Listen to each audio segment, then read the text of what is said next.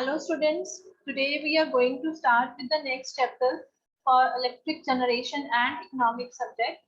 And the title for this chapter is the selection of power plants. Okay, and in this chapter we have to cover the following topics like plant location. Yes, what are the various factors that are selected for the plant location, and then plant size, then number and size of units in plants, that on what factors the number and size of units that are installed in any power plant depends. Okay, then various economic comparison of alternatives based on the annual cost, rate of return, present worth, capitalized cost method. So these are some different methods. Okay, and annual cost that we have already covered in our previous chapter, like fixed cost, operating cost. Okay, then generation cost and rate of return concept is also there. Okay, so these are the different topics which we are going to cover in this chapter. So starting with the first topic, various factors for selecting the plant location. So, what are the different factors or what are the different parameters that must be kept in mind for the location of the power plant? That the place where the power plant is installed. Okay. So, when the power plant developers are determining where to locate a new power plant, then they consider the following factors. Like locating the plant is often termed as siting. Okay, so these are the different factors. The first factor, the most important one, so that is the availability of fuel. And the availability and price of suitable fuel will often determine the site location. Okay, so whether that particular selected site is feasible for that any particular type of fuel or not, or whether the fuel is easily transported to that area or not. So availability of fuel and its price also. Plant producing bulk power are best located close to the source of fuel. Like it is feasible that the hydro plants will also be located near where there is the heavy flow of river.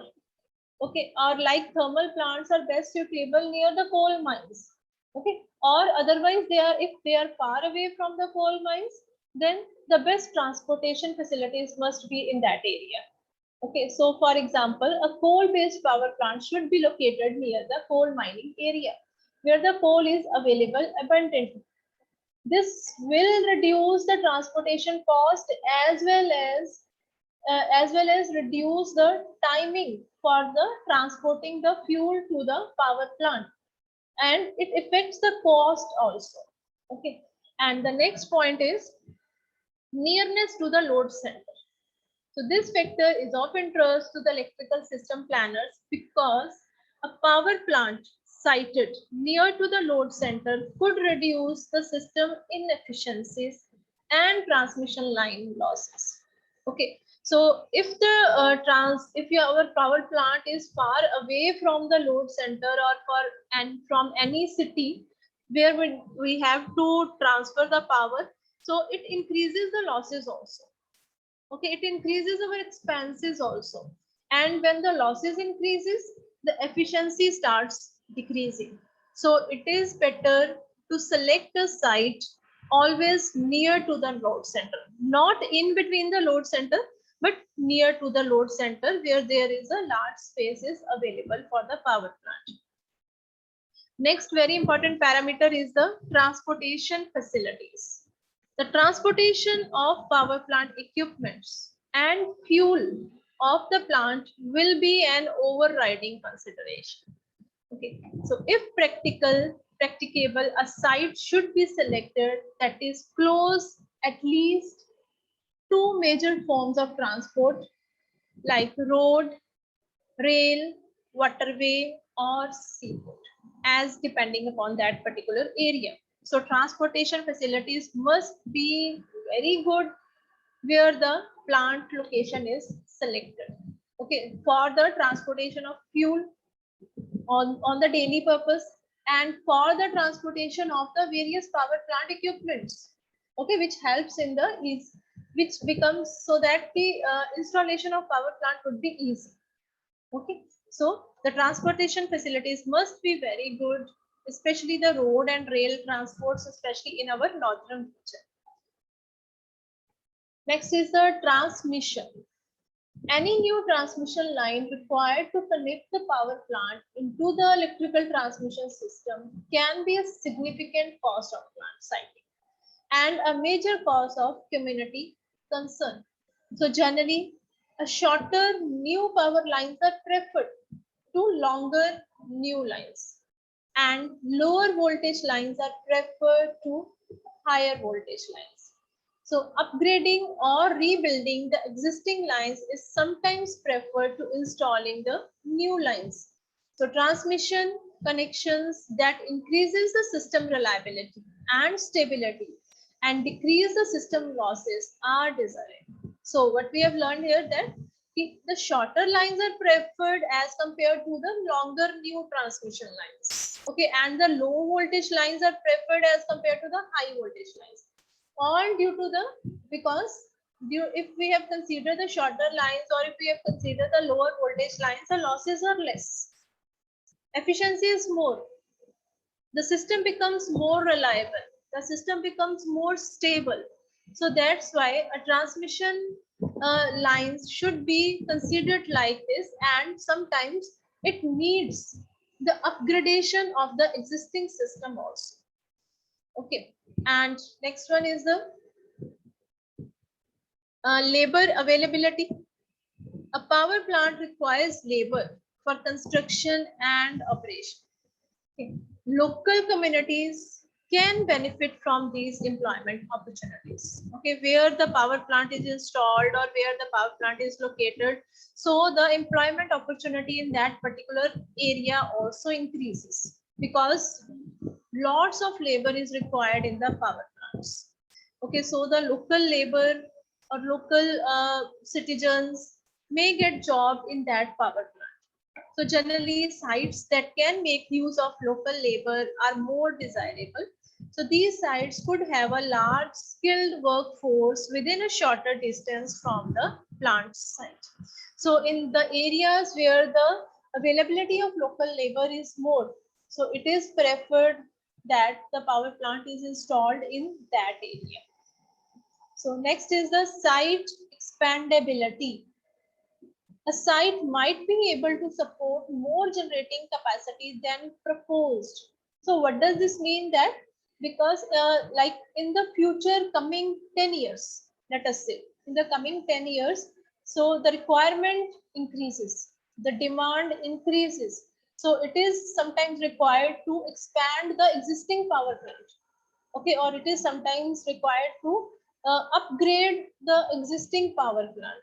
So space around the power plant must be there so as to sometimes if any new unit is going to be installed, so there should be some extra space around the power plant must be there. So it's usually more economical and environmentally acceptable to add the generating capacity at an existing site than to build a new site. Okay, so that means it is always advisable to upgrade the existing generating station or to add the capacity or to upgrade the capacity of the existing generating station instead of building the new power plant. Okay, so often an expandable site may be more desirable. So some space around the power plant must be there so that in future if it is required to upgrade the power plant or to expand the power plant with the increasing demand of the incoming years. Next very important point is the availability of water. An ample supply of water must be available for the condenser cooling water. So that we all know that for the condensation process, lots of water is required, or some river must be there near to the power plants like the thermal power plants. So the site adjacent to large water bodies are preferable. So availability of pure water as a makeup water is another requirement. Okay, so the water availability must be there for the condensation process near the power plants. Next is the disposal of ash. This is especially for the thermal power plants. A coal-based power plant produces a huge amount of ash. Okay. And a site where ash can be disposed of easily will naturally be advantageous. Okay, or sometimes it is preferred to install the power plant near some other industry where the byproduct of that power plant or the waste product from the like thermal power plant is disposed of. Like the thermal power plants are always installed near the cement industries. Okay, so the waste ash should be given to that cement industry where they are used as a byproduct. Okay. And next, pollution and noise. A site near a load center may be sometimes objectionable from the point of view of noise and pollution. Okay, that is always in the case of thermal power plants, because we know that the thermal power plants creates a lot of pollution which contain very harmful gases like carbon oxides, nitrogen oxides, sulfur oxides are there, and they are dangerous to the population that is living in the cities. So it is advisable to install the power plants not very near to the load center, just a site is selected uh, at some respectable distance from that particular city, so that that pollution should not harm the persons the population of the city. Okay, and also it sometimes it creates a lot of noise also, and that is also an objectionable when the site is selected near the load center. Okay, so these are some of the points that must be considered for selecting the power plant location. That is the availability of fuel, nearness to load center, transportation facilities, then there is the transmission, then labor availability, then site expandability and availability of water, disposal of ash, pollution and noise. Okay, so these are the important factors that must be considered for selecting the site for power plant. Okay, now next is the various factors for selecting the unit size for the steam power plant. Unit size means some of the power plants has 2 units. Okay, and some of the power plant has 4 units of fixed capacity like 110 megawatt or somewhat higher or somewhat lower. Okay, then how that unit size is selected? How the number of units are selected for any particular power plant.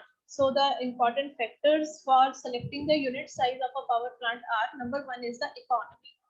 So large size units are more economical both from the point of view of initial cost and operating cost. Okay, like if we have to install the any power plant with 2 number of units, so it is preferable that that 2 units will be of the large size units. Okay, because the expenses will be the same, almost same for constructing the units, like 2 units for small size or 2 units for large size. So large size units are more economical. Okay, and next is a system strength.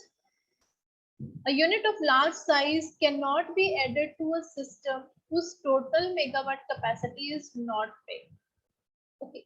Thus, the size of largest unit should not be greater than around 8% of the total installed capacity in the system. So this is the criteria that must be followed, that the size of the largest unit. So it is not that all the units are of the same capacity.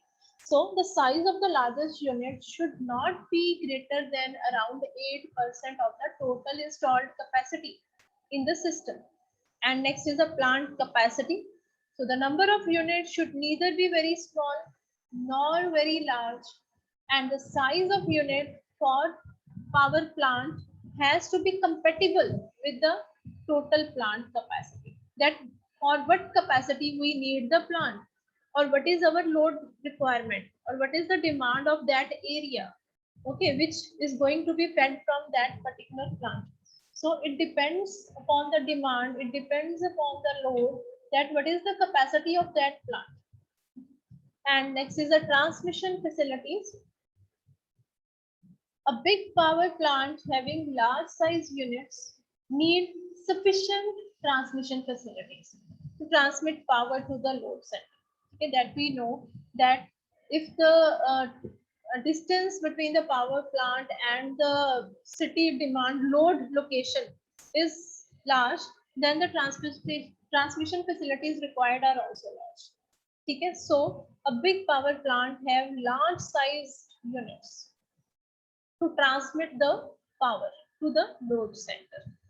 Next, there is the reserve requirements. In general, the reserve requirement increases with increase in unit size. So there must be some reserve requirement in every power plant in case of emergency or in case of the peak load demand. Next is the status of technology. So the selection for the unit size also depends upon the technology available. The design and development of the large size unit take considerable time. Okay. So in developing countries, it is advisable to increase the unit size slowly to gain the experience in design. So design, development and manufacture of units and operation of system having large size units. So it is advisable to increase the size of units slowly, not at once the large size units are installed. So the size of the units will be increased in steps. As with the advancement of technology, the new designs will be there in the system. So to get the benefit from that new design, so it is advisable to increase the size of the units in steps. Okay, so these are the points for the various factors for selecting the unit size for the steam power plant. Like economy is there, system strength, plant capacity, transmission facilities, reserve requirements, and status of technology. Now the next is some basic definitions. So the first one is the operating reserve. So this one is related to, these definitions are related to the reserve that is kept aside. Okay. So every system must have a certain amount of reserve generating capacity. So whatever the load of the system, whatever the demand in that area, the generation must be on the larger scale to that allowed demand. Okay, so every system must have a certain amount of reserve generating capacity to provide for the overall of the generating equipment, forced outage of the equipment, etc. The following terms are commonly used in connection with this aspect. Like, what is operating reserve? It is the reserve above firm system load requirement to provide for regulation within hour to cover minute to minute variations, load forecasting errors, loss of equipment, and equipment maintenance. Okay, so operating reserve deals with the operating conditions. Like if the plant is in its running condition and sometimes a fault occurs, or sometimes some equipment becomes faulty or damaged, okay, or some maintenance is required within the working process. Okay, so in order to cover that expenses, some minute to minute variations in the output is made. Okay, and for that the operating reserve is there in the system. Okay. And it consists of two types of reserves further, spinning reserve and non-spinning reserve. Spinning reserve, it is that operating reserve which is connected to the bus and ready to take load. Okay, so spinning reserve, it is that operating reserve which is connected to any bus, okay, any bus bar, and it is ready to take the load. And non-spinning reserve, it is that operating reserve which is capable of being connected to the bus and loaded within a specified time. Okay, so see the difference, that in the spinning reserve, that bus is ready to take load at once because that bus is in the functioning in the next minute. But non-spinning reserve, it is connected to that bus that is loaded within a specified time. Okay, within next 30 minutes or within next hour. Okay, so this is the difference between the two, spinning reserve and operating reserve, and basically it deals to cover the minute to minute variations or any load forecasting errors or loss of equipment or equipment maintenance. Okay, so this one is the operating reserve and spinning reserve and non-spinning reserve. So now let's start with the next topic, that is the economic comparison of alternatives. That what are the different alternatives for the economic comparison? Okay, how the comparison is made based upon its cost factor. Okay, so the different economic comparison can be based on the annual costs, then rate of return, then present worth, and then capitalized cost. Okay, so these are the different alternatives, and each of these methods, if used correctly, yields the same result. Okay, so किसी से भी कर सकते हैं. So whether you done the comparison using annual cost or rate of return, you got the same result once the method is applied correctly. Okay, so these are the different methods, and starting with the first one, that is the annual cost method. And we have already studied in our previous chapter that annual cost is equal to the fixed cost plus operating cost. Okay, the fixed cost includes all the investments related to the installation purpose, like depreciation is there, insurance, taxes are there in the fixed cost, whereas operating cost includes mainly the cost of fuel, okay, cost of labor, then maintenance, repair, all that comes under the operating cost. So the annual cost is affected by both the components, fixed cost and operating cost. The annual fixed cost depends on the total capital investment and fixed charge rate. Okay, so if the fixed charge rate is low, then the plants having higher capital investment gives the optimum benefit. Okay, also as the operating cost is mostly controlled by the fuel cost, that this is the main factor for the operating cost. So as the fuel cost increases, the plants have higher capital investment with high efficiency result in optimum benefit. Okay, so if the fuel cost increases in future, say, so the plants which works more efficiently and having the larger capacity will be in the more benefit in comparison to the plants with the lower capacity and which are worked at the lower efficiency. So these are the factors that must be considered while calculating the annual cost. And next is the present worth method. So what is present worth? It is the sum which was invested at the beginning of the project that would yield an amount equal to the annual cost every year. So, okay, it is the amount that is invested in the beginning of the project. Okay, so in the starting of the project, that will yield an amount equal to the annual cost every year. Annual cost that is calculated based upon these factors, fixed cost and operating cost annually. Okay, so that will yield an annual cost every year. इसके बराबर आ जाए. Okay, so if the P is the investment, capital investment, R is the interest rate, N is the life, then this is the formula, the total annual cost, then it is given by this formula, and this R, that is the interest rate, plus R upon 1 plus R raised to power N, N is the useful life in years, minus 1, plus T, T is the tax rate, and plus I is the insurance rate, and P is the capital investment, plus AOC. AOC is the annual operating cost. Okay, so that means this whole factor, this one, okay, this whole factor is the our annual fixed cost. And as you already seen from this formula that it depends This formula depends upon the interest rate, tax rate, insurance, that are the main factors for the fixed cost only. Okay, and plus annual operating cost is there. So what is the formula now for the present worth? So this is equal to this one complete, that is the annual cost. This is the annual cost, fixed cost plus annual operating cost divided by this factor, r divided by 1 minus 1 plus r raised to power minus n, and get it close. Okay, and while after solving or minimizing it, so it comes with this result. This is the formula, and in this formula, this factor, this one, okay, this factor is called as the present worth factor.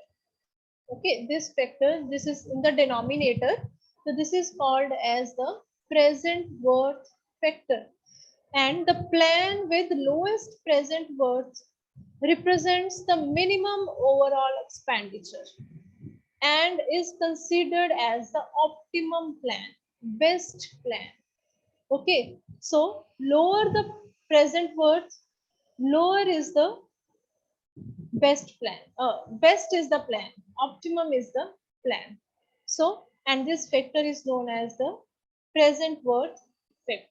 Okay, so this is all in the present worth method, and here these terms are like here P is the capital investment, R is the interest rate, N is the useful life, I is the insurance rate, T is the tax rate, and AOC is finally the annual operating cost.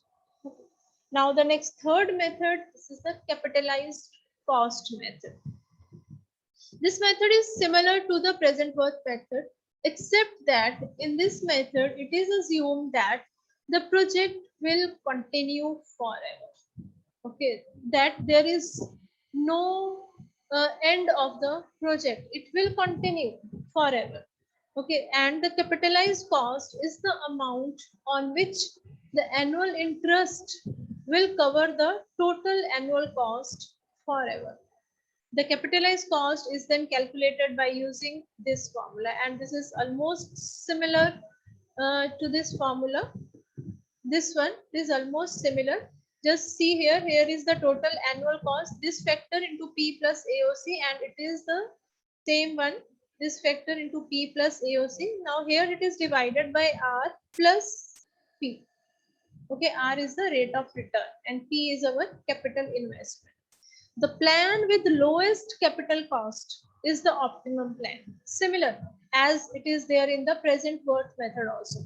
So the plan with the lowest present worth is the optimum plan. So here also the plan with the lowest capital cost is the optimum plan, because here in these methods we are going to compare the alternatives, different alternatives. Okay, so this one is the, and next the method is the rate of return method. So if the difference between the annual cost is A and the investment is P, so which difference they are talking about? The difference that is annual cost calculated from the previous methods. Okay, like annual cost calculated from the present worth method, or annual cost calculated from the first method of annual cost. Okay, on the investment, if the difference between the investments is P, then the rate of return R can be calculated from the equation as, from this equation, A divided by P. A is the difference between the annual cost, P is the difference between the investments, and this is equals to R divided by 1 minus 1 plus R is to power minus N, and bracket close. And you have seen that this is the same, this one factor, which you have called as the present worth factor. Okay, so the ratio of the difference between the annual cost to the capital investment is equal to the present worth. So, okay, these are the four methods that comes under the economic comparison of alternatives, that is the annual cost, rate of return, present worth, and capitalized cost method. Okay, so these are the different methods. Firstly, we have taken the annual cost, then present worth, and capitalized cost, and at last the comparison from these three methods in the rate of return method. Okay, so these are all the methods, and this is all about in this chapter. And what we have learned from this chapter, that various factors that are considered for the power plant location, for selecting the site for the power plant. Next, the various factors for selecting the size or the number of units in the any power plant. Okay, then we have taken some simple definitions related to the operating reserve, spinning reserve, non-spinning reserve, and then the different methods for the alternative economic comparisons. Okay, and under these we have covered the four methods: annual fixed cost, present worth, then capitalized cost, and then last the rate of return method. So this is all about in this chapter of selection of power plant. Thank you.